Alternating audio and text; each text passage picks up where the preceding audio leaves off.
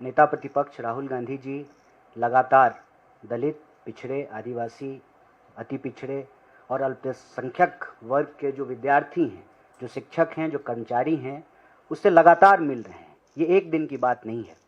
कई मीटिंगों के बाद और पिछले दिनों जब वो बिहार गए थे, दरभंगा के वेलफेयर हॉस्टल में, डॉक्टर अंबेडकर हॉस्टल में, उसी वक्त कांग्रेस के अन्य कार्यकर्ता और नेता भी बिहार के लगभग सभी हॉस्टल को विजिट कर रहे थे।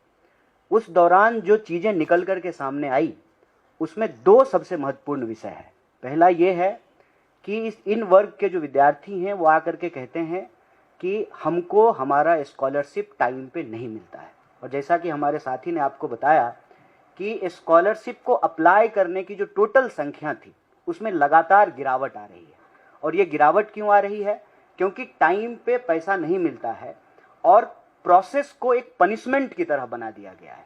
नतीजा ये है कि लोग अपने अधिकार पाना ही नहीं चाहते हैं, क्योंकि उनको अधिकार मिलता ही नहीं है। तो जो पोस्ट मैट्रिक स्कॉलरशिप का मुद्दा है, उसको लेकर के और हॉस्टलों में जो लिविंग कंडीशन है, जो रहने की हालत है, उसको लेकर के आज उन्होंने एक चिट्ठी लिखी है आदरणीय प्रधानमंत्री जी को। सरकार इस पे क्या कार्रवाई करती है ये आने वाले समय में पता चलेगा। लेकिन देश में इन वर्गों के विद्यार्थी की जो हालत है, आज लोग कबीर को याद कर रहे हैं। कई लोग कहते हैं कि आज उनका जन्मदिन है, और कबीर कहते थे, जात न पूछो साधु की, पूछ लीजिए ज्ञान।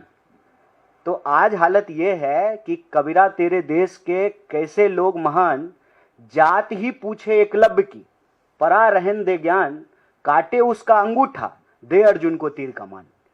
ऐसी परिस्थिति बना दी गई है कि लोगों के जो संवैधानिक अधिकार हैं, वो अधिकार से उनको इस तरह से वंचित रखा जा रहा है कि उनको कोई भरोसा ही नहीं है कि यह अधिकार उनको प्राप्त होगा।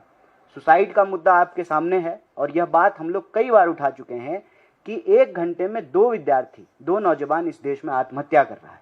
इस देश के भीतर हॉस्टलों की जो लिविंग कंडीशन है, जो सरकारी संस्थान है, उनकी जो स्थिति है, जो उनका इंफ्रास्ट्रक्चर है, स्वाभाविक रूप से उसमें गरीब विद्यार्थी पढ़ने के लिए विवश हैं।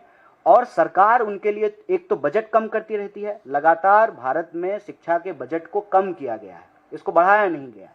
और जो SC/ST सब प्लान का पैसा है, राज्य की सरकारें और केंद्र की सरकारें उसको लगातार डाइवर्ट करती है। उसका नतीजा ये है कि शिक्षा जो हमारा बुनियादी अधिकार है, उस बुनियादी अधिकार से लोग महरूम रह रहे हैं, वंचित रह रहे हैं। और ये वंचित वर्ग के खिलाफ एक बहुत बड़ा अन्याय है।